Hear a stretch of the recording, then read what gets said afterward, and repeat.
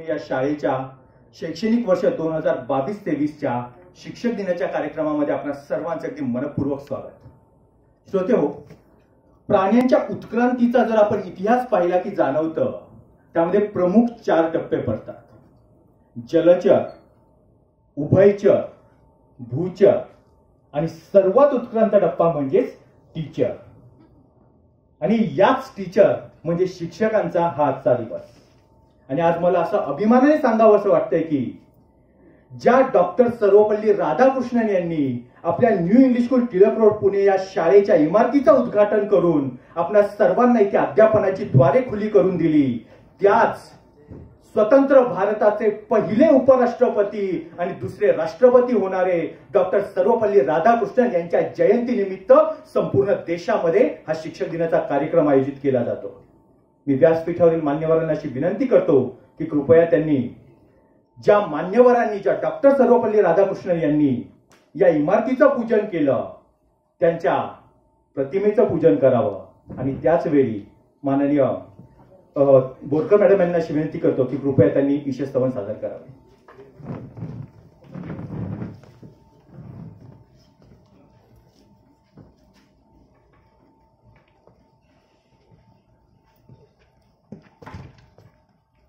जय जय हे भगवती सुरभारती तव चरणौ प्रणमामः. जय जय हे भगवती सुरभारती तव चरणौ प्रणमामः. नाद ब्रह्ममयि जय वागीश्वरी, नाद ब्रह्ममयि जय वागीश्वरी, शरणन्ते गच्छामः. जय जय हे भगवती सुरभारती तव चरणौ प्रणमामः. त्वमसि शरण्या त्रिभुवनधन्या सुरमुनिवन्दित चरणा. नवरसमधुरा कविता मुखरा स्मितरुचिरुचिराभरणा. जय जय हे भगवती सुरभारती तव चरणौ प्रणमामः. आसीना भव मानसहंसे कुन्दतुहिन शशिधवले. हरचरणतां कुरु बुद्धिविकासं सितपङ्कजतनु विमले. जय जय हे भगवती सुरभारती तव चरणौ प्रणमामः.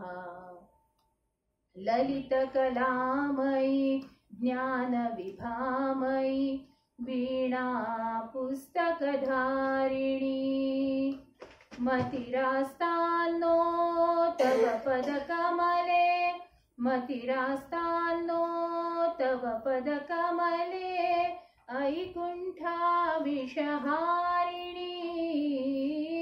जय जय हे भगवती सुरभारती तव चरणौ प्रणमामः.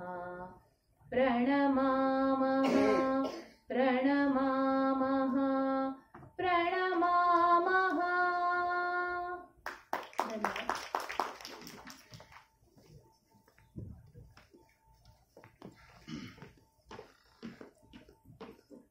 डॉक्टर सर्वपल्ली राधाकृष्णन ज्यांच्या जयंतीनिमित्त संपूर्ण देशामध्ये हा शिक्षक दिनाचा कार्यक्रम आयोजित केला जातो, त्यांनी नुसतंच केवळ आपल्या इमारतीचं उद्घाटन केले असं नाही, तर त्यापूर्वीही त्यांनी आपल्या शाळेला अनेक वेळा भेट दिलेली आहे.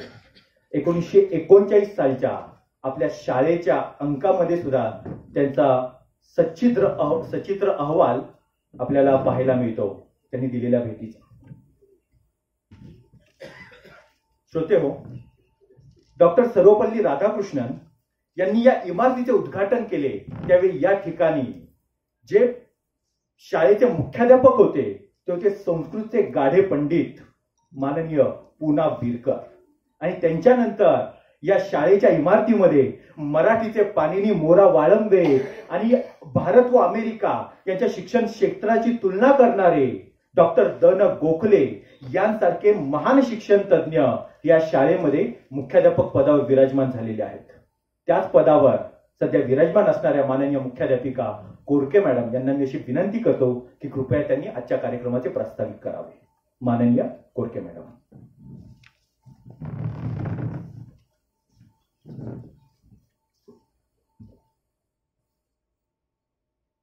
सन्माननीय व्यासपीठ, सर्व शिक्षक आणि आज या ठिकाणी उपस्थित असलेले प्रमुख पाहुणे, या ठिकाणी हा जो कार्यक्रम आपण आयोजित केलेला आहे, नेहमीप्रमाणे कार्यक्रम आपण जो घेतो तर त्याच्यामध्ये काहीतरी आपल्याला शिकायला मिळतं. तर आजचा कार्यक्रम थोडासा वेगळ्या पद्धतीचा आहे. खरं तर आपण सकाळपासून रोजच शिक्षक म्हणून बरंच काही विद्यार्थ्यांना किंवा पालक जे येतात आपल्याकडे त्यांना या पद्धतीने शिकवण्याचं काम आपलं सतत चालू असतं. तर आज आपण सरांना मी म्हटलं, पाटील सरांना, की आपल्याला व्याख्यान ठेवायचं आहे. त्याच्यावर मग कोणता विषय नक्की आपल्याला शिक्षकांना सांगता येईल किंवा काय, तर त्याच्यावर थोडासा विचार केल्यावर असं वाटलं की शिक्षकांना काही आनंद देणारा कार्यक्रम असेल या पद्धतीचा कार्यक्रम व्याख्यान जे आहे ते आपण देऊयात. म्हणजे दिवसभर आज जे काही आपण वेगवेगळे कार्यक्रम पार पाडलेले आहेत, पहिलं म्हणजे गणेशोत्सव आपल्या शाळेमध्ये चालू होता, तर आज आपण त्याचं विसर्जन केलेलं आहे. या विसर्जनाचा आनंद विद्यार्थ्यांनी घेतलेला आहेच आहे. आता शिक्षक जे इथे आलेले आहेत या व्याख्यानातून नक्कीच त्यांना आनंद मिळेल. या पद्धतीचं व्याख्यान खरं तर आता आपण इथे ठेवलेलं आहे.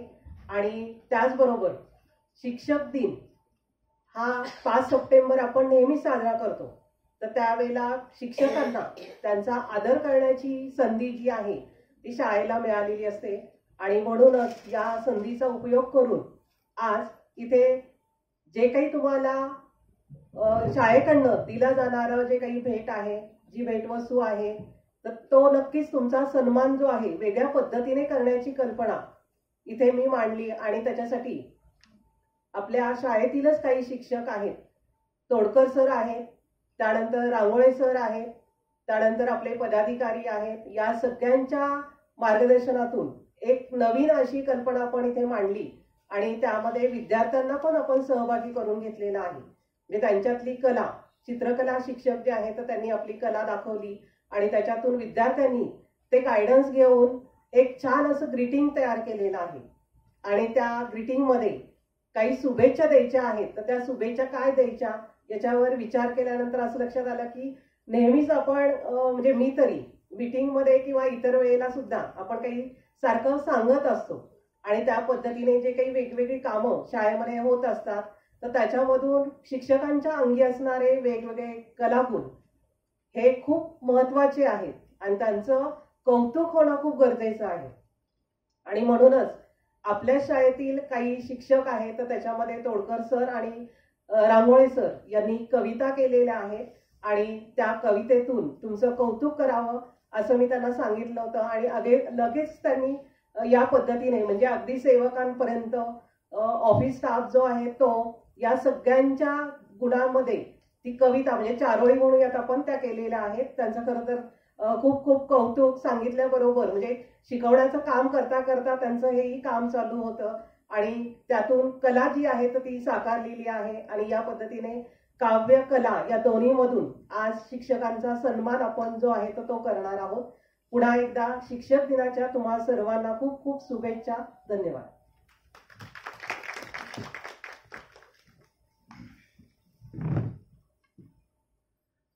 एका दारुड्याने मला दिला होता आशीर्वाद, एका दारुड्याने मला दिला होता आशीर्वाद, तुझ्या बेहोशीला मिळो तिन्ही लोकातून दाद.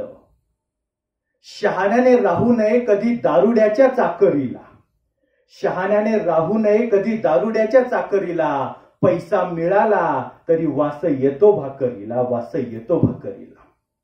या आणि अशा प्रकारच्या अनेक कविता आणि गझलांच्या माध्यमातून संपूर्ण महाराष्ट्रातील श्रोतृमने जिंकणारे आजचे प्रमुख पाहुणे आज आपल्याला इथे लाभलेले आहेत.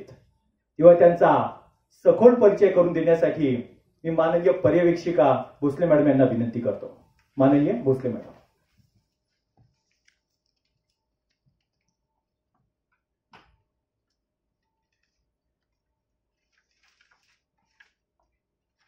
नमस्कार.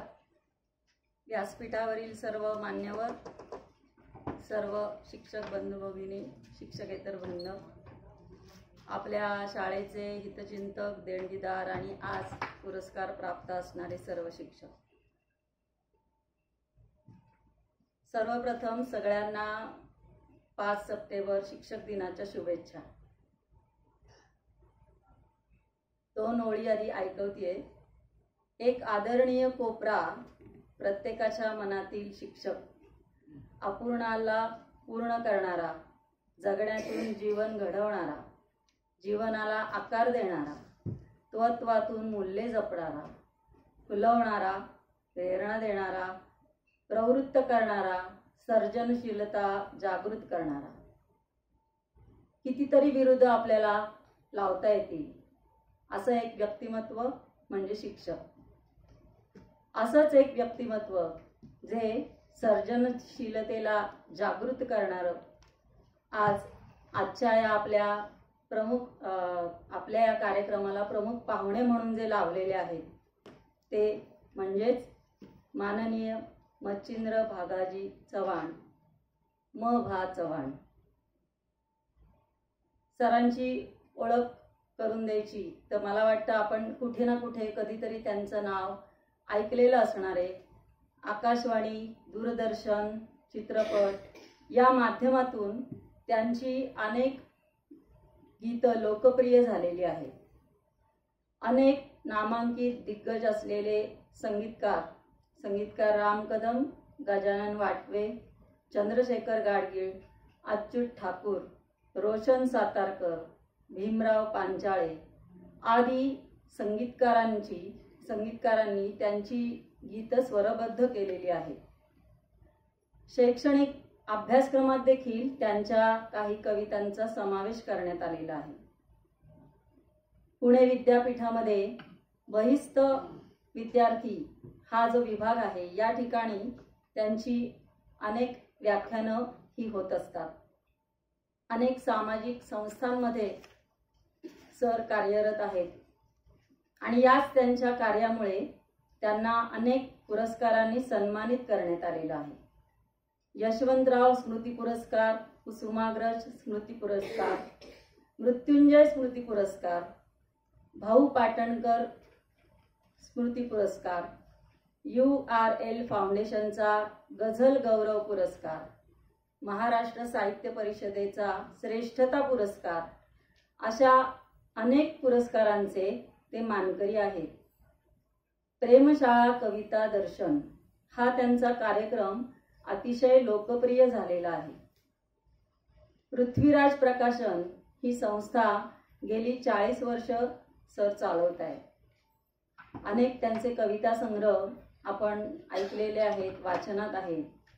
धर्मशाळा, वाहवा, दुनिया हे कविता संग्रह प्रसिद्ध झालेले आहेत. तर शहर पुण्याचा कवी आणि मभांची गाथा हे दोन्ही प्रकाशनाच्या मार्गावरती आहे.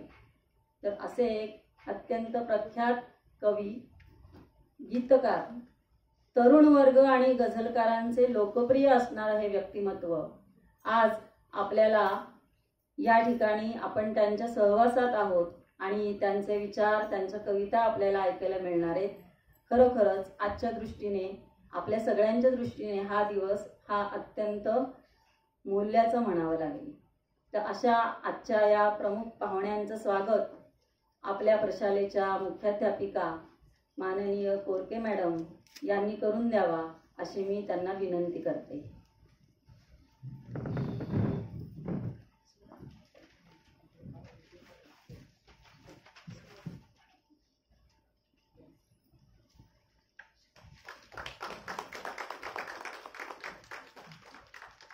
धन्यवाद सर. त्याचबरोबर त्यांची एक विद्यार्थिनी या ठिकाणी उपस्थित आहे, आरती. तर तिचंही स्वागत आपण प्रशालेच्या वतीने करूयात. आरती स्टेजवर आहे.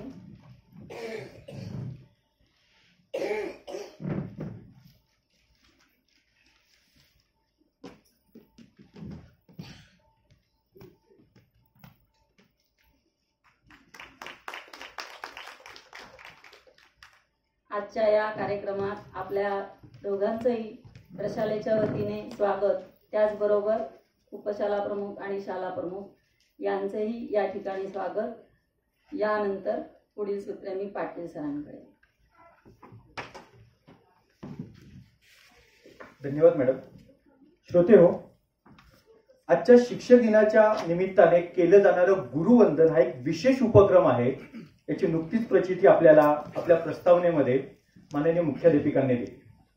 माननीय मुख्याध्यापिका कोडके मॅडम यांच्या संकल्पनेतून उभी राहिलेली ही एका वेगळ्या प्रकारची गुरुवंदना आज होणार आहे, ज्यामध्ये विशेष कष्ट हे तोडकर सर आणि रांगोळी सर यांनी घेतलेले आहेत. तोडकर सरांच्या विशेष मार्गदर्शनानुसार मिलिंद घाटे 9वी ब, संचिता मांडगे 10वी क, गौरांगी कनोजे 9वी अ, केतन तुपे 10वी अ व सचिन सारोळा 10वी क या विद्यार्थ्यांनी सुंदर असे कॅनव्हास पेंटिंग तयार केले. या पेंटिंगची प्रिंट एका बाजूला आणि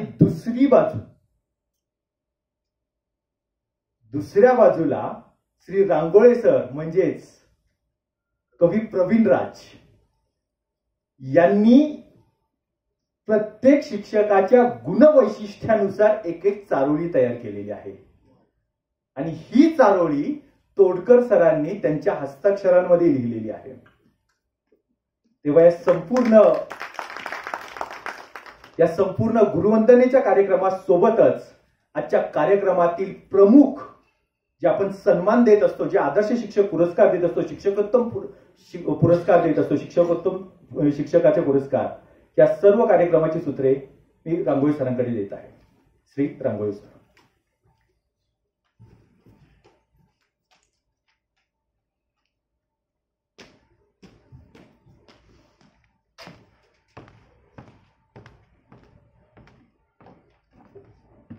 धन्यवाद सर. आता मॅडमने आणि सरांनी जे कौतुक केलंय याला खऱ्या अर्थाने आपल्या शाळेतील सर्व शिक्षक आणि सर्व कर्मचारी पात्र आहेत की त्यांनी अतिशय उत्तम असं व्यक्तिमत्व, उत्तम असा आदर्श विद्यार्थ्यांसमोर निर्माण केला आहे. त्यामुळेच हे काम होऊ शकलंय. तर हे सर्व श्रेय मी तुम्हा सर्वांप्रती अर्पण करू इच्छितो. सन्माननीय व्यासपीठ, आपली DES एंडोमेंट म्हणून जी पारितोषिक विभागाअंतर्गत जी बक्षिसं ठेवली जातात त्यामध्ये विशिष्ट देणगीदारांनी काही निकष ठरवून दिलेले असतात. त्या निकषांना अनुसंगून आपण आजच्या दिवशी आदर्श शिक्षकांना, आपण सर्व आदर्श आहातच, पण त्या निकषानुसार जे आदर्श शिक्षक असतात त्यांचा सन्मान करत असतो. तर या सन्मानाची सुरुवात आपण आपल्या शाळेच्या शाळा प्रमुख माननीय कोडके मॅडम यांच्यापासून करणार आहोत. कारण की इंग्लिशमध्ये असं वाक्य आहे, if you can not plan for your success then you already plan for your failure. जर तुम्ही तुमच्या यशाचं नियोजन केलं नसेल तर तुम्ही अपयशी होणार आहे नक्की. तर मॅडम आपल्याला सतत यश कसं मिळवता येईल यासाठी मार्गदर्शन करत असतात. तर आजच्या प्रमुख जे अतिथी आपल्याला लाभले त्यांना मी अशी विनंती करतो की आमच्या शाळेच्या शाळा प्रमुख माननीय कोडके मॅडम यांना सन्मानित करा.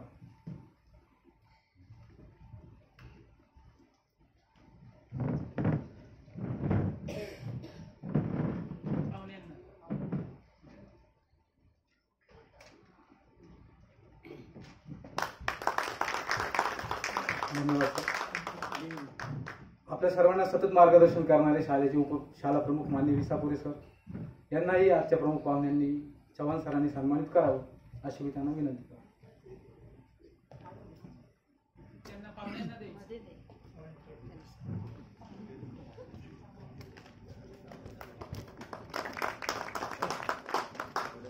शाळेच्या पर्यवेक्षिका माननीय भोसले मॅडम,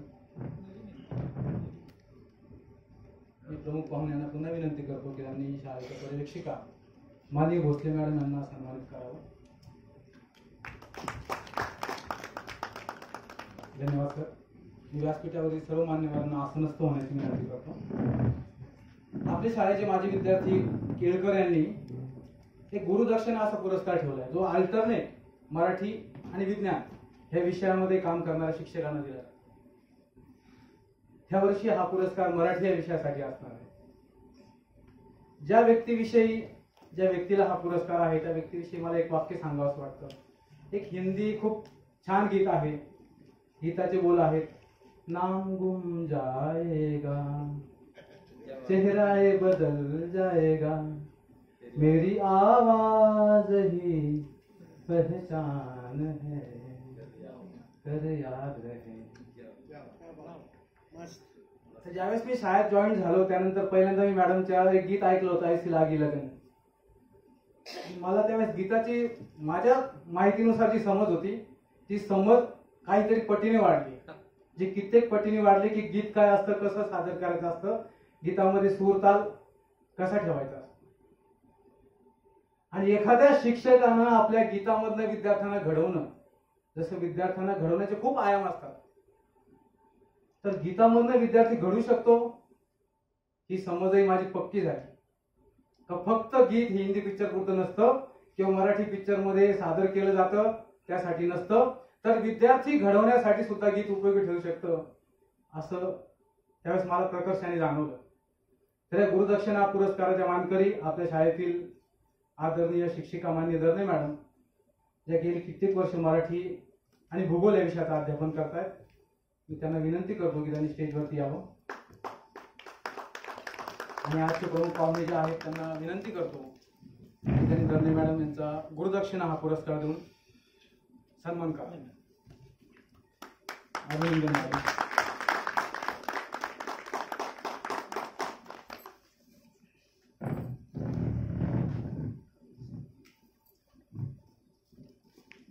व्यासपीठावर मान्यवरांनी असं नसतं.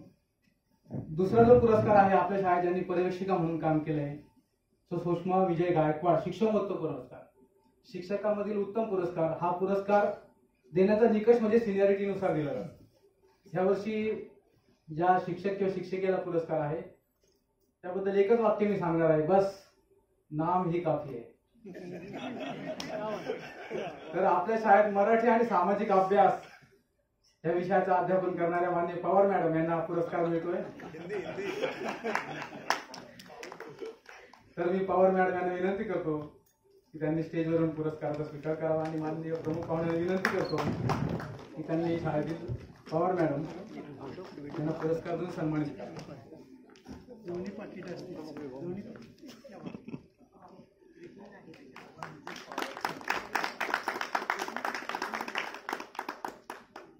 धन्यवाद. मान्यवरांनी असं नसतो. आपली शाळा ही खूप अंगाने विशेष शाळा आहे.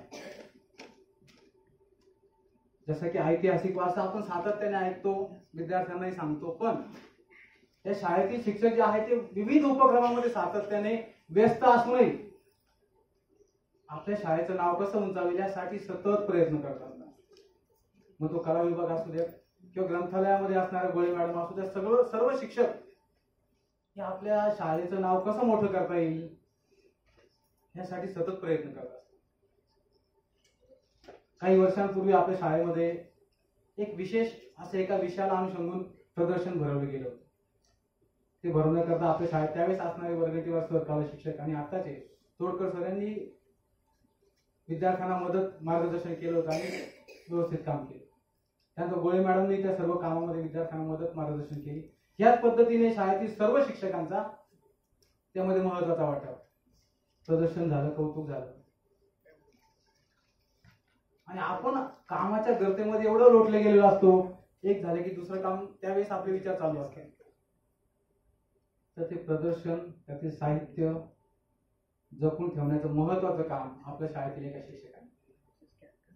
नुसतं कामच केलं नाहीये तर मोठ्या मनाने, दिलदार वृत्तीने ज्यावेळेस त्याने विचारलं गेलं की असं प्रदर्शन तुमच्या शाळेत भरवलं गेलं होतं, तुमच्याकडे साहित्य आहे का, मी बघतो, सांगतो, अशा शब्दांचा वापर न करता त्यांनी मोठ्या उत्साहाने ते प्रदर्शन दिलं.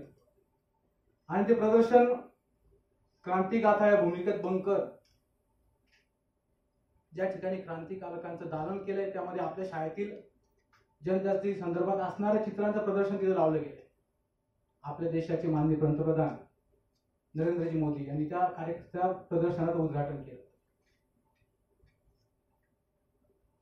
तर हे ज्या व्यक्तीने केलं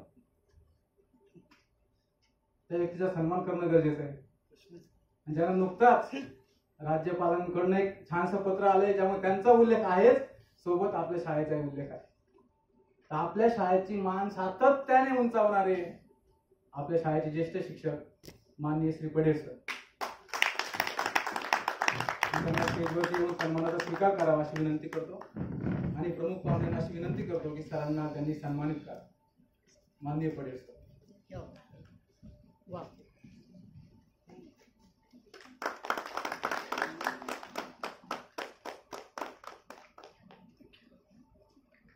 यावर्षी आपण हे 3 विशेष पुरस्कार आपल्या शाळेतील 3 शिक्षकांना दिले. त्यानंतर आपण शाळेतील सर्व शिक्षकांचा सन्मान करणार आहोत. तुम्ही ज्या पद्धतीने नाव वाचेल त्या पद्धतीने सर्व शिक्षकांनी स्टेजवरती येऊन आपला सन्मान स्वीकारावा. माननीय श्री पाटील आनंद सर,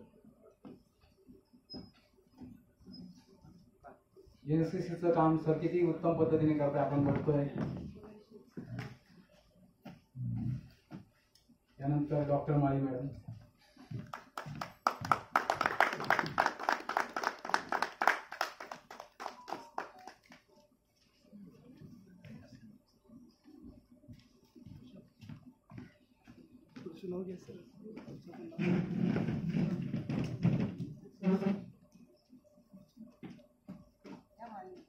त्यानंतर ह्या वर्षीचे शिक्षक प्रतिनिधी यांच्या लिडरशिपमध्ये विविध कार्यक्रम उत्तम रीतीने आपण साजरे करतो.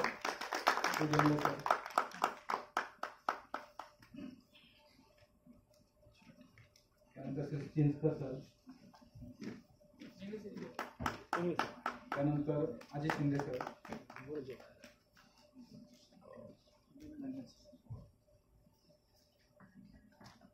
त्यानंतर जज्जल मॅडम,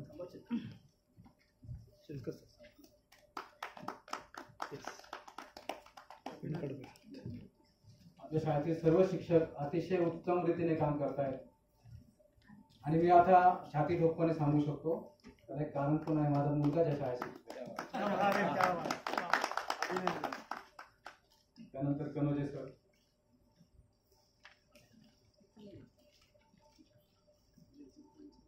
त्यानंतर Barge sir,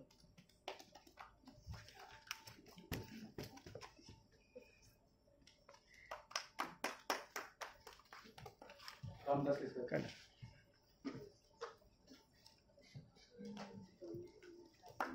Mahajan madam,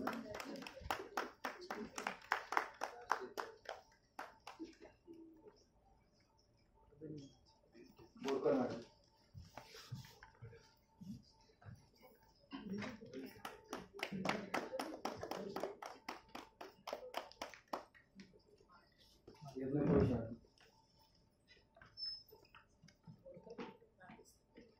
madam, Bache madam, Nakade madam, Kale madam,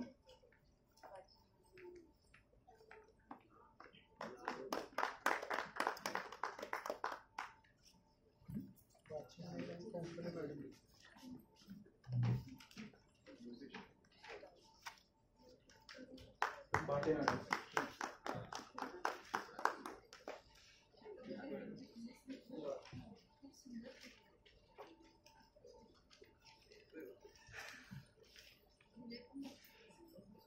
Kompeli madam,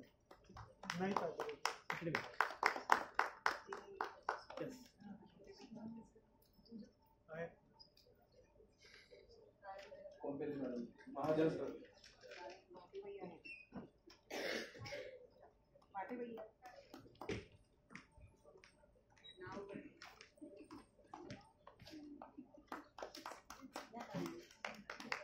Thank you.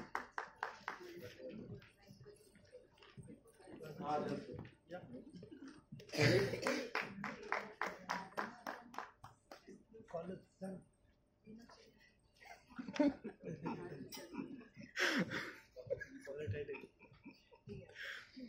Patil sir, Gore Patil sir, madam, Okay.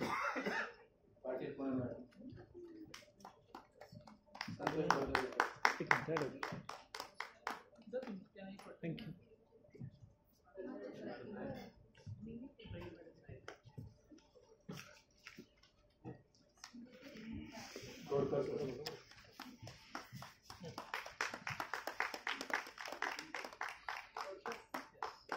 त्यानंतर घोडे सरांना कुठलंही काम सांगितलं किंवा न सांगितलं तरी अतिशय उत्साहाने करतात. असं कुठलाही विभाग नाही की ज्या ठिकाणी घोडे सर काम करत. Jadhav madam, जोडगे sir,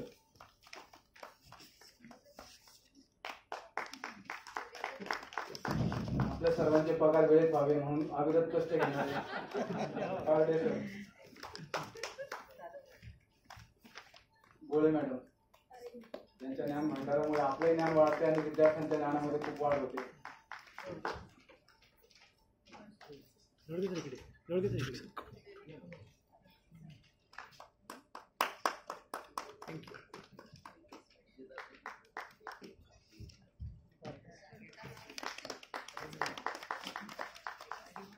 Shinde madam,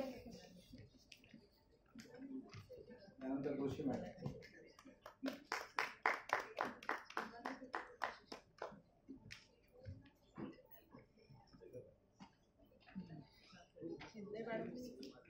Sanika Shinde madam,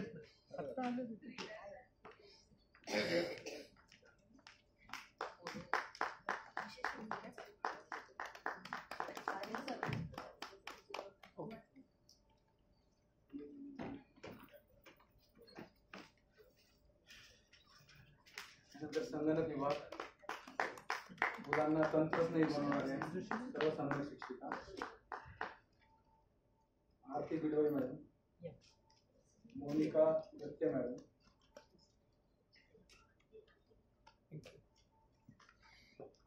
पूर्वा बोट खिंडीकर मॅडम,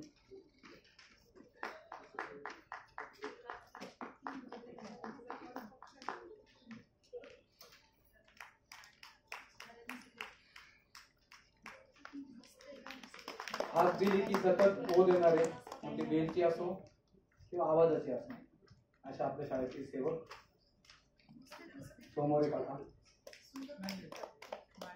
माने काका,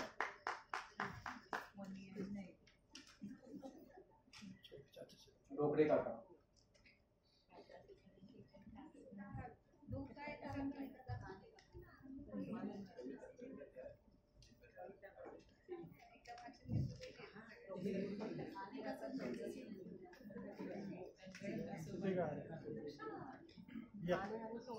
समोरे काकांचं पण घे.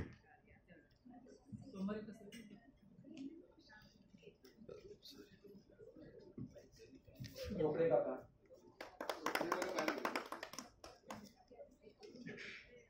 आपल्याला सर्वांना स्वच्छतेचं महत्व आहेच आणि ते दोघांनी त्यामुळे चौधरी काका,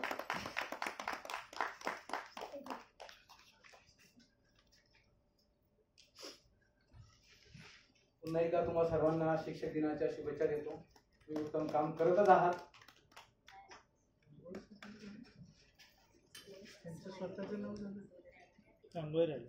पालक प्रतिनिधी आवर्जून उपस्थित असणार आहे.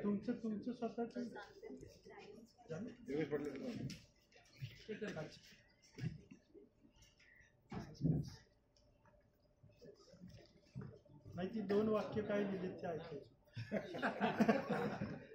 दिवाळींना आजच्या आपल्या जे पालक म्हणून उपस्थित आहे, शाळेचे पालक शिक्षक संघाची कार्यकारिणी आहे, ते उपाध्यक्ष यांनाही सन्मानित करण्याची विनंती करतो.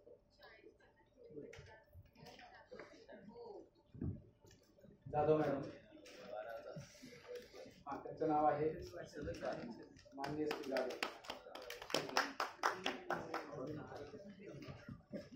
पुन्हा एकदा सर्वांना शुभेच्छा देतो. आपण उत्तम काम करतोय, असं अतिशय उत्तम काम करून आपल्या शाळेचं नाव अजून उज्ज्वल करूया. शुभेच्छा. आपल्या सर्वांच्या हातांमध्ये जो कागद आहे, त्या कागदावर शब्द नाहीत, त्या शब्दांमध्ये आपल्या संपूर्ण कारकिर्दीमध्ये आपण घेतलेल्या कष्ट आणि त्या भावनांची एक प्रतिमा त्या शब्दांमध्ये आपल्या कविवर्यांनी व्यक्त केलेली आहेत. तर तेच कविराज म्हणजेच कवी प्रवीण यांचं स्वागत, त्यांचा सत्कार माननीय प्रमुख पाहुण्यांनी करावा अशी मी त्यांना विनंती करतो.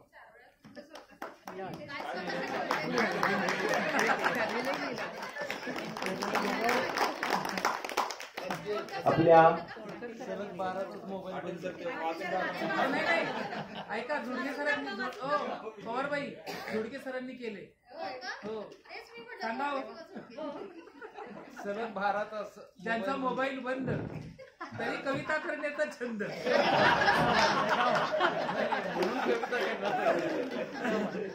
व्यासपीठावरील मान्यवरांनी विनंती करतो की कृपया आपण आसन नसतं व्हावे. कवी प्रवीणराज यांनी जी कविता तयार केलेली आहे, यांच्यासाठी जी कविता तयार केलेली आहे, तिच्या काही ओळी पटेल सरांनी ऐकवल्या, परंतु आजच्या माननीय प्रमुख पाहुण्यांच्या मला 2 ओळी आठवत आहेत की ज्या ओळी कवी प्रवीण यांच्यासाठी योग्य ठरतील. साक्ष भीमेच्या पाण्याची कवी जन्मावा लागतो. साक्ष भीमेच्या पाण्याची कवी जन्मावा लागतो. इतरांचं कौतुक करण्यासाठी स्वतःच काळीज काढून ठेवणारा कवी, अशा कवीची वाट विठुराया विटेवर उभा राहून पाहतो. आणि यानंतर आजच्या कार्यक्रमातील अत्यंत महत्वाचा टप्पा म्हणजेच टाळ्यांचा कडकडाट आणि हशांचा गडगडाट यांमध्ये गाजतात ज्यांच्या सभा. टाळ्यांचा कडकडाट आणि हशांचा गडगडाट यांमध्ये गाजतात ज्यांच्या सभा. शब्द आणि कविता ज्यांच्या समोर हात जोडून राहतात उभा. टाळ्यांचा कडकडाट आणि हशांचा गडगडाट यांमुळे गाजतात ज्यांच्या सभा. शब्द आणि कविता ज्यांच्या समोर हात जोडून राहतात उभा. कानात प्राण एकवटून सज्ज व्हा, न्यू इंग्लिश स्कूलच्या धरती अन मेघा. व्याख्यानासाठी येत आहेत महाकवी मभा. महाकवी मभा.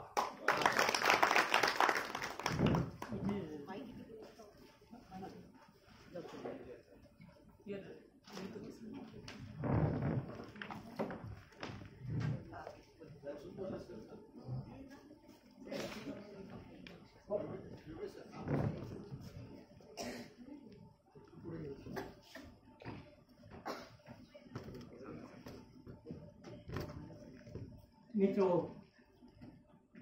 शिक्षक दिनाच्या सर्वांना शुभेच्छा. फार महत्वपूर्ण अशा वास्तूमध्ये मी या ठिकाणी आलेलो आहे. हे माझं भाग्य आहे. पहिल्यांदा मी धन्यवाद देतो माझे मित्र योगेश पाटील यांना, त्यानंतर मंचावर असलेल्या भोसले मॅडम, दर्शनाजी, उपमुख्याध्यापक, आमचे ॲडव्होकेट मित्र आणि सन्माननीय माननीय, आणि आपण सर्व मित्रांनो, आपल्या पाठीमागे पार्श्वभूमी फार मोठी आहे आणि स्वातंत्र्याच्या या अमृत महोत्सवामध्ये आपण हा शिक्षक दिन साजरा करत आहोत. खरं म्हणजे यावेळेस आपण आहोत हा ॲक्सिडेंट आहे. अशा पार्श्वभूमीवर आपण जीवनाचा आस्वाद घेत आहोत. मित्रो, आज एकदम तुमच्याशी गप्पा माराव्या असं मला वाटतं. मी तुमचाच प्रतिनिधी आहे. थोडं सांगतो. धाडले प्राजक्ताने मला, सकाळी प्राजक्तांच्या झाडाखालून आलो. धाडले प्राजक्ताने मला तुम्हाला तुमचे सांगायला. धाडले प्राजक्ताने मला तुम्हाला तुमचे सांगायला. अरे हा जन्मच आहे जिला फुलांची पखरण वेचायला. फुलांची पखरण वेचायला. चमेली जाई जुई मोगरा बघून घे शेवंतीला जरा. चमेली जाई जुई मोगरा बघून घे शेवंतीला जरा. बाग हा आजच आहे खरा, आजचे गाणे गा पाखरा. आजचे गाणे गा पाखरा. मित्र, आपण स्वातंत्र्यामधले आजचे पक्षी आहोत. स्वातंत्र्याच्या क्षितिजावर आपण विहार करणारे पक्षी आहोत. आपण इतरांचंही जीवन अत्यंत सुसंस्कारित आणि सुंदर करता. खरं म्हणजे विद्यार्थी नव्हे, हे एक एक रोपटं आहे. तुम्ही सर्वांनी जी रोपटी लावलेली आहे, तर एक कविता सांगतो तुम्हाला. ज्यांना कुणीच नाहीत मुले बाळेही नाहीत, ज्यांना कुणीच नाहीत मुले बाळेही नाहीत, त्यांनी त्यांच्या वंशासाठी फक्त झाडे लावावी. ज्यांना कुणीच नाहीत मुले बाळेही नाहीत, त्यांनी त्यांच्या वंशासाठी फक्त झाडे लावावीत. मित्रो, मुले बाळे लेकी सुना जेव्हा माघारी जातात, मुले बाळे लेकी सुना जेव्हा माघारी जातात, अशा वेळी चितेवरी फक्त झाडे जळतात. झाडे कुणाचेही पाय डोक्यावरती घेतात, झाडे कुणाचेही पाय डोक्यावरती घेतात, सावलीचा आशीर्वाद कुणालाही वाटतात. प्रेम करायचे त्यांनी प्रेम करून बघावे. कुणी अडवले? प्रेमाला वय नसतं, हे मी आत्ता सांगायला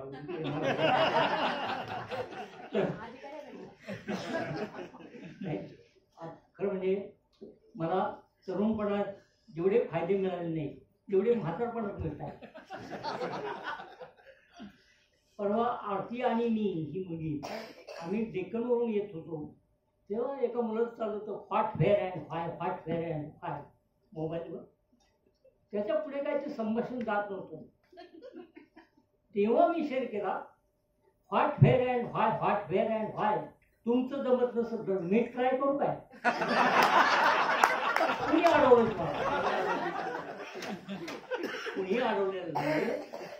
आणि पाटील सरांना हा शेअर मी अर्पण करतो.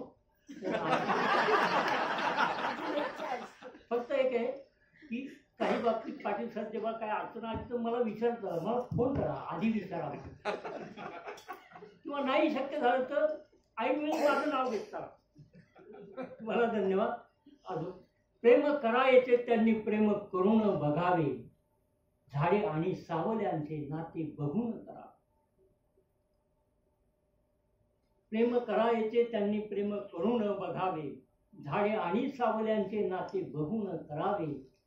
झाडाखाली गौतमाला प्राप्त झाले होते ज्ञान, झाडाखाली गौतमाला प्राप्त झाले होते ज्ञान, संन्यासाच्या बाळालाही आले होते आत्मभान.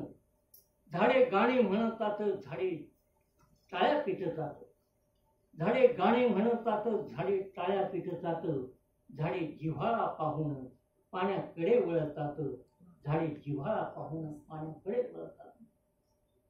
मित्रो, या झाडांच्या सावलीत माझं बालपण गेलं, तुमचंही गेलं असेल. आठवून आठवेना मला माझे बालपण, आठवून आठवेना मला माझे बालपण, कोण जाणे कसा होता माझा आषाढ श्रावण. आठवून आठवेना मला माझे बालपण, कोण जाणे कसा होता माझा आषाढ श्रावण. शाळेतले बालपण जेव्हा मला आठवते, शाळेतले बालपण जेव्हा मला आठवते, तेव्हा माझ्या मनावरी दौतशाहीची सांडते. शाळेतले बालपण जेव्हा मला आठवते, तेव्हा माझ्या मनावरी दौतशाहीची सांडते. आईनं उन्हाच्या भरात गेले माझे बालपण. तुमचंही कसं गेलं असेल तसं गेलं. बऱ्याच लोकांना खेडेगावाची पार्श्वभूमी असेल. आईनं उन्हाच्या भरात गेले माझे बालपण, त्याची अजून करते वेळी बाभळ राखण. रण रण त्या उन्हात नाही थकलो ग आई, रण रण त्या उन्हात नाही थकलो ग आई, माझ्या डोळ्यांपुढे होती तुझी गर्द आमराई. जसे उन्हाचे पाखरू तसे माझे बालपण, त्याच्या भोवती फिरते माझ्या मनाचे अंगण. मित्रो, आपण फार मोठ्या राष्ट्रीय शाळेमध्ये आहोत, त्यामुळे जगाचा देखील तुमचा संबंध आहे. मी एवढं सांगतो की आपल्याकडे जे जे आहे त्याच्यापेक्षा काही पटीने जगामध्ये आहे. उगीच काही भ्रामक समजुतीत राहण्याचा अर्थ नाही. पण भारताकडे काय, तर भारताकडे कुटुंब संस्था ही सर्वात भारी गोष्ट आहे जी जगाकडे नाही. जगामध्ये अनेक आश्चर्य असतील, पण भारतामधली ही कुटुंब संस्था ही संस्कृतीला धरून आहे. काही आश्चर्य त्यांच्याकडे आहेत. काही मोठमोठ्या चळवळी झाल्या, ज्ञानाची भांडारी खोलली गेली. पण भारतामध्ये काय, ही कुटुंब संस्था कशी आहे, आई धरणी सारखी बाळ अंकुरा सारखी, आई धरणी सारखी बाळ अंकुरा सारखे, आणि पित्याचे आयुष्य सूर्यप्रकाशासारखे. आई धरणी सारखी बाळ अंकुरा सारखे, आणि पित्याचे आयुष्य सूर्यप्रकाशासारखे.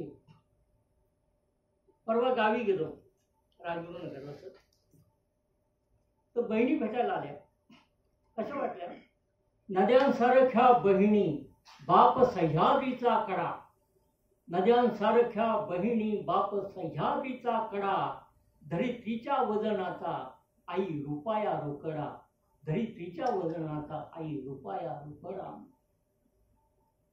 वडील, निळ्या डोंगरांची नावे माझ्या बापाच्या दुःखाला. सगळ्यांच्या वडिलांची स्थिती हीच. निळ्या डोंगर, सह्याद्री, विंध्य, सह्याद्री, सातपुडा, आलस वगैरे अनेक गिरणार, अनेक पर्वतांची नावे. पण निळ्या डोंगरांची नावे माझ्या बापाच्या दुःखाला, त्याच्या संतापाचे कढ आले चैत्रा वैशाखाला.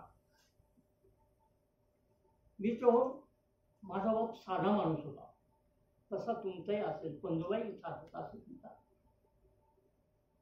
तर सध्या एक फॅशन आहे आमच्या खेडेगावाकडे, एक गुंठा विकायचा आणि आरामात दिवस काढायचे. काही दिवस होते त्यांना गुंठा मंत्री वगैरे किंवा सोन्याचं वगैरे काळजी गळ्यामध्ये घालतात ते वगैरे घालायचं.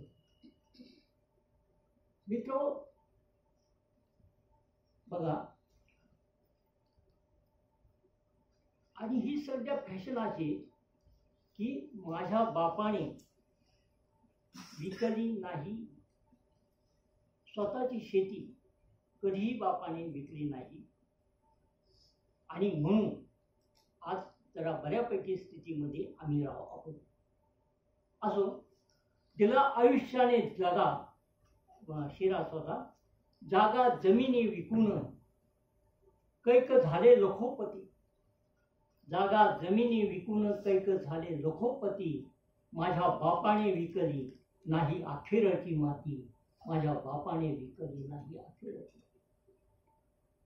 मित्र, बापाने जर जमीन विकली असती, बापाची जमीन जर विकली असती, तर मबा चव्हाणांनी सोन्याची रॉकेट्स गळ्यात नसती घातली, चपला करून सोन्याच्या पायात घातल्या असत्या. माझ्या बापाने जागा जमिनी तशा ठेवल्या. जागा जमिनी विकून जो तो झाला लखोपती, माझ्या बापाने विकली नाही अखेरची माती. बघा, साधी गोष्ट आहे की बाप कुठे उभा राहतो, जिला आयुष्याने दगा बाप वाघा पुढे उभा. परिस्थितीचा वाघ कसा असतो, जिला आयुष्याने दगा बाप वाघा पुढे उभा, त्याच्या अजून लपतो पाठीमागे छोटा मोभा, त्याच्या अजून लपतो पाठीमागे छोटा मोभा. मित्र, माणसांनी फुललेला देश विदेश पाहिला. पाटील सर, माणसांनी फुललेला देश, आता कुणी बोलवा, कुठेही फंक्शनला बोलवा, मी जातो, कारण मला आस वेगळी आहे. माणसांनी फुललेला देश विदेश पाहिला, बापा सारखा माणूस नाही भेटला कवीला, बापा सारखा माणूस नाही भेटला कवीला. मित्र, ह्या अशा परिस्थितीमध्ये आपण एका संक्रमण अवस्थेत उभे आहोत. माझ्या गावाकडे आहे माझ्या दुःखांचा डोंगर. सध्या गावाला तरी काय, माझ्या गावाकडे आहे माझ्या दुःखांचा डोंगर, त्याच्या पायथ्याशी आहे माझे थकलेले घर. माझे थकलेले घर आल्या गेल्याला पुसते, सांगा दुर्दैवी घराचे भाग्य कधी उजळते.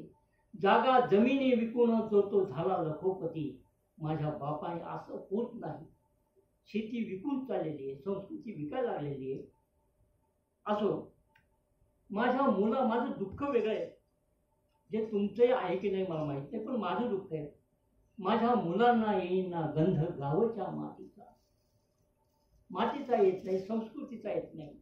माझ्या मुलांना येईना गंध गावच्या मातीचा, आठवून आठवेना आंबा आजोबा आजीचा. आई वडिलांनी एक आंब्याचं झाड लावलं होतं, त्याचा आता डेरेदार वृक्षात रूपांतर झालंय. म्हणून माझ्या मुलांना, मी मुलांना सांगतो की ते म्हणतात बाबा कविता म्हणजे कविता तरी काय, तर मी त्यांना सांगतो काव्य जीवनात आहे, जरा जवळून बघा. काव्य जीवनात आहे, जरा जवळून बघा. वाफ पाण्यामध्ये आहे, पाणी उकळून बघा, पाणी उकळून बघा. यानंतर मी हा आपला साधारणचा रोजचा प्रतिबंध. यानंतर या ठिकाणी बऱ्याच महिला दिसत आहेत. तर मित्रांनो, मी तेव्हा फार छोटा होतो, म्हणजे कॉलेजला प्रवेश केला होता आणि रामकर्मांची आणि माझी भेट झाली. तुम्ही मला सांगा, वेळेच्या अगोदर 5 मिनिट सांगा. तर त्यांनी मला सांगितलं की मग छोटा होतो, मराठीमध्ये अनेक दिग्गज कवींनी पैठणी या साडीवर लावण्या लिहिल्या, तर तू एखादी लावणी दे, पण इतरांसारखी तुझी नको. तर फार मोठ्या लोकांनी लिहिल्या. तर मी त्यांना म्हटलं की बाबा इतरांसारखी असणार नाही, आणि तेव्हाच लावणी तयार झाली. रामकर्मांनी पुढे ती HMV साठी त्या तत्कडे होत्या, त्याच्यासाठी. तर ती लावणी अशी, माझ्यासारखी कुणीच नाही जगात ह्या देखणी, माझ्यासारखी कुणीच नाही जगात ह्या देखणी. सख्या मी पैठणची पैठणी, सख्या मी पैठणची पैठणी. माझ्यासारखी कुणीच नाही जगात या देखणी, सख्या मी पैठणची पैठणी. पैठणीचे रंग बघा, लाल मोतिया फिरोजशाही हे गुजरीचं गाव. असावली घ्या चंद्रकळा, घ्या सोनसळीचं नाव. आकाशी किरमिजी मिराणी, शुक्राची चांदणी, सख्या मी पैठणची पैठणी. बोरजाळीचा थाट पाहुणी चाट तुम्ही व्हालजी, बोरजाळीचा थाट पाहुणी चाट तुम्ही व्हालजी. निळगुंजीचा रंग महाली, पुन्हा पुन्हा यालजी. गोदेच्या पाण्यात नाहते रंगाची लावणी, सख्या मी पैठणची पैठणी. लाल मोतिया फिरोजशाही हे गुजरीचं गाव. असावली घ्या चंद्रकाळा, घ्या सोनसळीचं नाव. आकाशी किरमिजी मिराणी, शुक्राची चांदणी. पदरावरचा बघून घ्या की हुमा परिंदा कसा. हुमा परिंदा नावाचा एक काल्पनिक पक्षी असतो, जो उर्दू काव्यामध्ये आपल्याला मिळतो. असं म्हणतात की हुमा हा जो हाताच्या आकाराचा पक्षी असतो, हा इतक्या अगम्य उंचीवरून उडत असतो की त्याच्या पक्षिणीने घातलेली अंडी जमिनीपर्यंत पोचतच नाही. त्याच्या अगोदरच छोटे छोटे हुमा परिंदे त्यातून आकाशात विहार करू लागतात. असा हा दैवी पक्षी जिच्या साडीवर येऊन बसतो ती साम्राज्ञी होते, आणि ज्या राजवाड्यावर येऊन बसतो तो सम्राट होतो. म्हणून पदरावरचा बघून घ्या की हुमा परिंदा कसा. राघू मैना छाप असावा काठजरीचा असा. अजिंठ्यातली रूपगर्वीचा सजीव केली कुणी, सख्या मी पैठणची पैठणी, सख्या मी पैठणची पैठणी. बघा, ही गुलतारी ती उडदाणी, गुलतारी गुलमोहराच्या रंगाची, उडदाणी उडदाच्या रंगाची. ही गुलतारी ती उडदाणी, मालगंठ पिवळी. गरुड नीळ मेघना पसिल्ला, धूप छाव नारळी. एकीपेक्षा एक सवाई, नाथांच्या गवळणी, सख्या मी पैठणची पैठणी, सख्या मी पैठणी. मी रामकर्मांना ही लावणी दिली, पुढे त्यांनी ती रेकॉर्ड केली. पण मित्र, इतक्या लावण्या आहेत, इतक्या पैठण्या आहेत. मी येवल्याला त्या पैठणीच्या दुकानदाराला ही लावणी सांगितली. तो म्हटला, आमच्याकडे एकजण म्हटलं की ती तुमच्या साडीच्या स्टॉलवरती तिथं लावून ठेवा ही लावणी. ते म्हणे नको, याच्यातले सगळे रंग मागितले तर मी कुठून आणू. तर तसं नको म्हणे, म्हणून त्यांनी मला 50% डिस्काउंटमध्ये 2 पैठण्या दिल्या. तर कधी कधी असा कवितेचा फायदाही होतो. त्यानंतर एक फार मोठं नाव, तर 2-4 सांगतो आपल्याला. गजानन वाटवे आयुष्याच्या फार शेवटच्या टप्प्यावर त्यांची माझी भेट झाली. ते मला म्हटले, बाबा तू मला लवकर भेटला असतं तर फार बरं झाला. मी म्हटलो की मी उशिरा भेटलो हे भाग्य आहे माझं.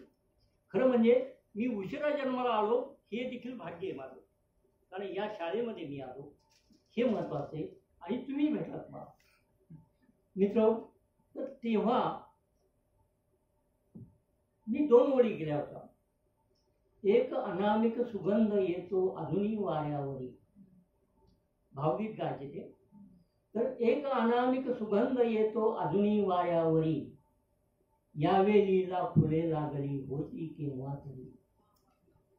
काय झालं की माझी मैत्रीण आणि मी नागपूरला एका ठिकाणी बसायची, ते वरती वेल होती.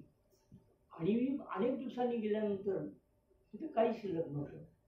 मग त्या 2 ओळी माझ्या डोक्यामध्ये होत्या. मी ती वाटव्यांना ऐकवली. वाटव्यांनी हार्मोनियम मोडलं आणि म्हटले, बाबा मला ही संध्याकाळपर्यंत पूर्ण पाहिजे. तेव्हा मी सांगितलं, तेव्हा ती कागद दिला की एक अनामिक सुगंध येतो अजूनही वाऱ्यावरी, यावेळीला फुले लागली होती केव्हा तरी, यावेळीची नाजूक नवती हसत होती मला, फुलण्याआधी जाण फुलांचे मागत होती मला, मीही तेव्हा नशेत होतो फुल पाखरा परी, यावेळीला फुले लागली होती केव्हा तरी. गंधवतीच्या मनात होते सळसळते चांदणे, चांदण्यातून निथळत होते माझे गंधाळणे, त्या चंद्राच्या मिठीत होती चंद्रकला हासरी, यावेळीला फुले लागली होती केव्हा तरी. बघा, श्रावण सरला तरी सुगंधित झडती श्रावण सरी, श्रावण सरला तरी सुगंधित झडती श्रावण सरी, अजून राधा भिजून येते अवचित माझ्या घरी, अजून माझ्या शब्दामधून अवतरतो श्रीहरी, यावेळीला फुले लागली होती केव्हा तरी. पुढे त्याचं गीत झालं, गाणं झालं, आकाशवाणी झालं. मित्र, ह्या अशा प्रोसेस असतात वेगवेगळ्या. आणखीन एक फार महत्त्वाची एवढी मेन्शन करतो आपल्याला की हे होतं कसं. माझ्या आयुष्यामध्ये 2-3 महत्त्वाच्या व्यक्ती आल्या. शिक्षक दिनानिमित्त त्यांचं स्मरण केलंच पाहिजे. तर त्यातले एक होते PV पटवर्धन. मी गरवारे कॉलेजला होतो आणि ते हे PV पटवर्धन सावरकरांच्या अत्यंत जवळचे होते. आणि त्यांनी मला काही गोष्टी शिकवल्या. त्यांनी मला मराठीचं अध्ययन करून घेतलं. खरोखर त्यांच्या स्मृतीला आज मी वंदन केलंच पाहिजे. त्यांनी माझी मराठी चांगली. दुसरे होते ते म्हणजे कवी सुरेश भट, ज्यांनी माझ्या कविता संग्रहाचं संपादन केलेले, गझल संग्रहाचं स्वतः, आणि स्वतःच्या हस्ताक्षरात प्रस्तावना लिहिली. खरं म्हणजे त्यांनी मला लिहित केलं. आणि दुसरे आणखीन एक फार मोठे, ज्यांना शब्दप्रभू मी म्हणतो, ते ओपू काळे यांनी मला बोलतं केलं. म्हणजे त्यांच्या कार्यक्रमात ते म्हणायचे की बाबा मी आता थोडी विश्रांती घेतो, तोपर्यंत पब्लिक तू सांभाळ. असं करून त्यांनी मला स्टेजवर ढकललं अक्षरशः. आणि त्यातून थोडंफार जे काही मिळालं ते तुमच्या समोर सादर करत असतो. तर त्यांच्या बाबतीमध्ये एक गोष्ट आपल्याला नेहमी सांगतो की एकदा त्यांच्या घरी मी गेलो. एका निमित्त नावाच्या पुस्तकाचं प्रकाशन होतं. मुंबईला गेलो. आणि त्यांच्या पत्नी सुनंदाबाई हिला ब्रेन ट्युमर झाला होता. जवळजवळ 17 ते 18 ऑपरेशन्स झाली होती. आणि तो एक लोळागोळा जीव एका खुर्चीमध्ये बसलेला होता. केस वगैरे काढलेले होते सगळे. आणि ओपूंनी मला असं कळलं की ओपू त्यांना आंघोळ घालायचे, कपडे घालायचे, गंध टिकली पावडर लावायचे आणि त्यांची सेवा करायची. आणि त्या काळात त्यांनी आपले सगळे कार्यक्रम बंद केले होते. मी ते सगळं बघितलं आणि माझ्या मनामध्ये मी तसाच पुण्याला आलो. पहाटे मी कविता लिहिली. कविता अशी, ती कविता गोपू काळे यांच्या घरामध्ये शिलालेखासारखी कोरलेली कविता अशी. बायको म्हणजे घायाळ सावली. घायाळ सावलीसाठी जो मागे वळला होता. ही ओपूंवर लिहिलेली मी कविता. घायाळ सावलीसाठी जो मागे वळला होता, मी त्याच्या मधला येशू प्रत्यक्ष पाहिला होता. घायाळ सावलीसाठी जो मागे वळला होता, मी त्याच्या मधला येशू प्रत्यक्ष पाहिला होता. शब्दांच्या मागावरती जो विणतो सुंदर शेला, शब्दांच्या मागावरती जो विणतो सुंदर शेला, तो कबीर कवितेसाठी आतून फाटला होता. हे सूर्यफूल दुःखाने पाहते असे का खाली, हे सूर्यफूल दुःखाने पाहते असे का खाली, शाचीच लागुनी चिंता वर सूर्य थांबला होता. घायाळ सावलीसाठी जो मागे वळला होता, मी त्याच्या मधला येशू प्रत्यक्ष पाहिला होता. मित्र, आपल्याला काही थोडं विचारायचं असेल तर विचारू शकता. मला जेवढं सांगता येईल तेवढं सांगेन. किती वेळ आपल्याकडे सांगा. ठीक आहे, सरांनी सांगितले होते. तर आपल्याला ठीक आहे, काही विचारायचं तुम्हाला? कविता ठरवून करता की ठरवून कवितेला बसतात करायचं? हो, कविता ही ठरवून केली जाते. आश्चर्य वाटेल, बऱ्याच वेळा फार चांगला प्रश्न आहे आणि त्याला फारसं खरं उत्तर कोणी देणार नाही. बऱ्याच वेळा कवितेचं दैवीकरण केलं जातं. वरून काय आकाशातून पडत नाहीत काही गोष्टी. म्हणजे मला एक मित्र म्हटले की मी कागद घेतो वर, म्हणजे वरून पेन झाला की शेवट खाली एंड कवितेचा. म्हटलं होणार नाही, तसं होत नाही. कुठेतरी एखादी कवितेची ओळ आधी येते, तिने गेट्स ओपन होतात, नंतर आपला अनुभव त्याच्यामध्ये हे होतो आणि नंतर मग कधीतरी कवितेचा जन्म होतो. हे खोट आहे. असा कोणताही महाकवी या भारतामध्ये नाही, जगात झाला नाही की ज्याने खाडाखोड करून कविता लिहिली नाही. अशा, आणि जे सांगतायत ते बंपक आहे, ते खोटे. हा निर्विवाद दावा. तसं आहे, एका बैठकीत जर तुमची कविता होते, मग महाकाव्य किती बैठकीत व्हायला पाहिजे? मग बसा की महाकाव्य लिहून दाखवा मला. होणार नाही. याचं कारण असं की ही प्रोसेस जशी, म्हणजे परवा तुम्हाला ते भोसरीच्या कार्यक्रमाला गेलो तर ते भोसरी म्हणजे सगळं पैलवानांचं गाव होतं. तर ते उद्घाटन माझ्या हस्ते झालं. ते पैलवानांचं गाव म्हणजे ते काय फारच विचित्र होतं. त्याच्यावर त्यांनी, मी एक लावणी सांगितली होती त्यांना की एक भोसरी हजार दुसरी गावे असली तरी, एक भोसरी हजार दुसरी गावे असली तरी, फायनल कुस्ती बघाया नुसती, जाऊ चला श्रीहरी. अशा प्रकारची एक लावणी मी केली होती. असो, तर ते मला कुस्तीचं आता आठवलं. याचं कारण असं की मेहनत ही फक्त पैलवानाला लागत नाही, ती कवीला देखील हवी असते, शिक्षकाला देखील हवी असते. किंबहुना तो जो कुणी निर्मितीक्षम काम करतो त्याच्यासाठी मेहनत ही आवश्यक आहे, तालीम ही आवश्यक आहे. जर तुम्ही म्हणाल की नाही माझ्यावर असे जिनस मी खूप बघितले की जे होत्याचे नव्हते झाले, अनेक साम्राज्य जिनियसपणामुळे बुडाली आणि सतत प्रयत्नाने अनेक साम्राज्य टिकली, लोकशाह्या उदयास आल्या, तर त्यामुळे कुठल्याही गोष्टीचं दैवीकरण होता कामा नये. आणि तसं ते कवितेमध्येही नसतं. फक्त काय होतं की ही प्रोसेस कशी असते की अनेक चांगल्या कवींच्या कविता ऐकलेल्या आहेत, श्रावण मासी, हर्ष मानसी, आता केशव सुतांची वगैरे, गोष्टी घराकडे नवी, हे कुठेतरी संस्कार झालेले असतात. आणि मग ते कुठेतरी पाण्यातून जसं कमळ वर येतं तशी फुलं येतात शब्दाची आणि मग कविता होते. त्यामुळे आपण विचारलेला प्रश्न अत्यंत चांगला आहे आणि मी सांगितलेलं हे फायनल उत्तर आहे.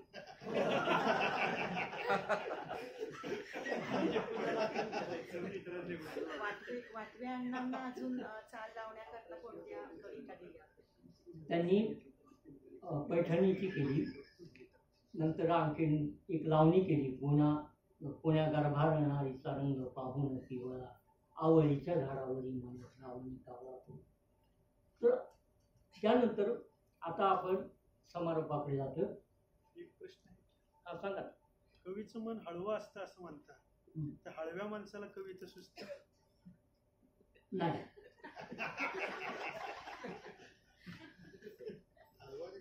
हाही दावाच आहे.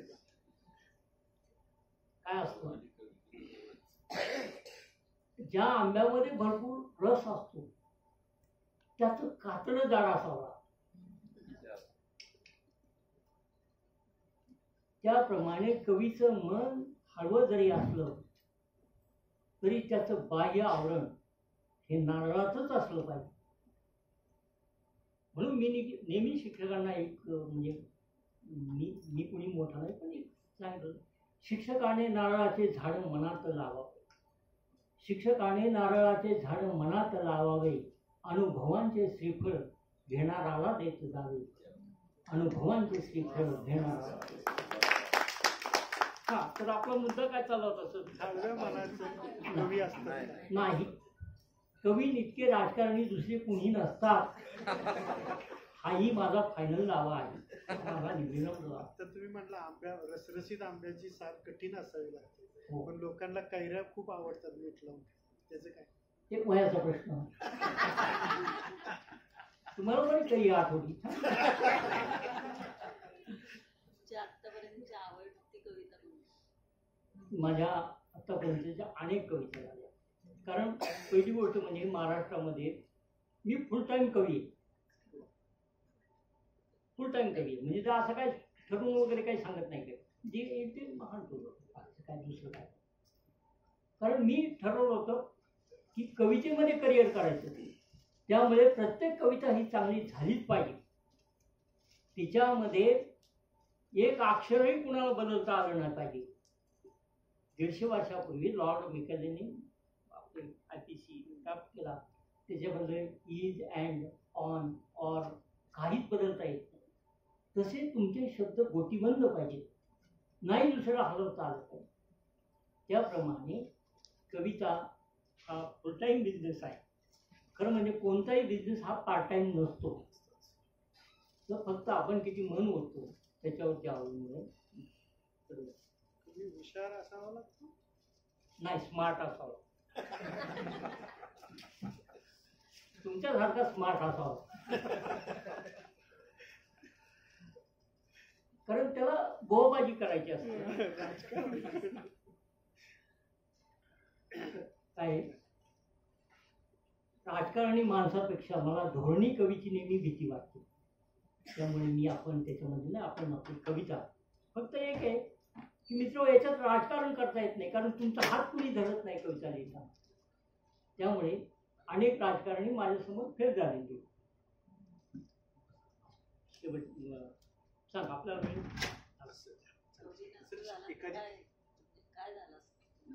कवी नसता झाला तर काय झालं असतं? मी काही झालो नसतो, कवी नसतो, कारण ती क्षमताच माझ्याकडे नव्हती. कारण मी सिन्सिअर नव्हतो. नाही, माझ्या वडिलांना वाटत होतं हा माणूस बॅरिस्टर व्हावा, म्हणजे हा पोरग पहिल्यांदा वाटायचं की हा पैलवान व्हावा, पण तेही काही लक्षणं दिसेना. मग नंतर वाटायला लागलं की शाळेत घालून की काय करावं, त्यानं बरीच पैलवान होते. आणि एका नामवंत त्यावेळेच्या पैलवानाचं नाव मच्छिंद्र, पैलू समाजाचा पैलवान होता, त्याचं नाव मला ठेवण्यात आलं की त्याच्यासारखा. नाही जमलं मित्र. त्यानंतर मग त्यांनी जे आपलं जे काही शाळा पाहिजे आणि त्यांना वाटत की हा बॅरिस्टर व्हावा, पण पुढे वकिली आपल्याकडे सुरुवात झाली. पण वडिलांनी मला वकील केलं.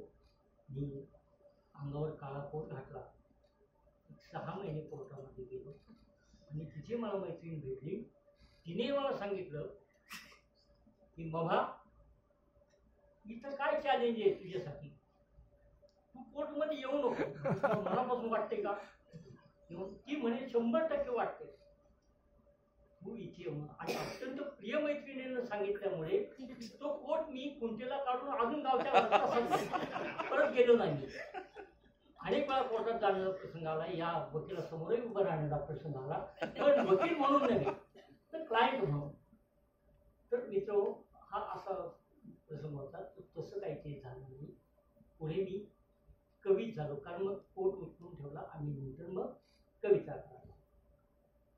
त्या मैत्रिणीवर केलेली कविता सांगा.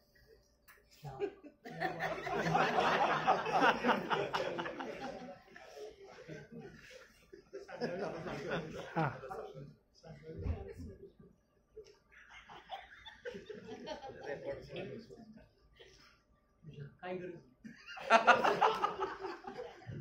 माझ्याकडेच का हा बघतो गुलाब आहे, माझ्याकडेच का हा बघतो गुलाब आहे, प्रत्येक पाकळीचा न्यारा रुबाब आहे. माझ्याकडेच का हा बघतो गुलाब आहे, प्रत्येक पाकळीचा न्यारा रुबाब आहे. माझ्याकडे राहाया येतात फुलबागा, माझ्याकडे राहाया येतात फुलबागा, जाहीर सांगतो की मीही नबाब आहे. जाहीर सांगतो तुझ्या रूपाचा गुलाब ताजा अजून माझ्या मनात आहे. मैत्रिणीला म्हणतोय तुझ्या रूपाचा गुलाब ताजा अजून माझ्या मनात आहे, अजूनही मी जवाप्रमाणे गडे तुझ्या पाकळ्यात आहे. तुझ्या रूपाचा गुलाब ताजा अजून माझ्या मनात आहे, अजूनही मी जवाप्रमाणे गडे तुझ्या पाकळ्यात आहे. उगीच तू टाकलीस माझ्या मॅडम, उगीच तू टाकलीस माझ्या अंगावरती फुले जुईची. आता काय कवितेची मैफल संपत नाही.